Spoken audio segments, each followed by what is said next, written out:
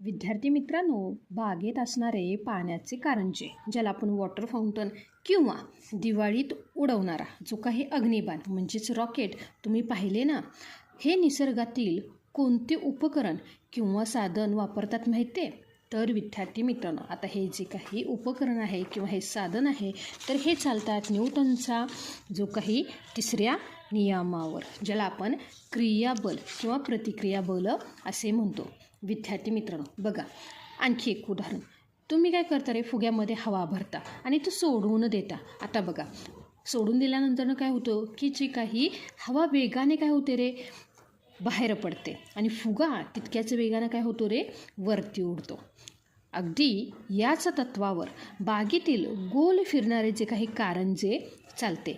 पाणी एका बाजूनं बाहेर पडते आणि जो काही पाईप आहे हा दुसऱ्या बाजूने गोल फिरू लागतो.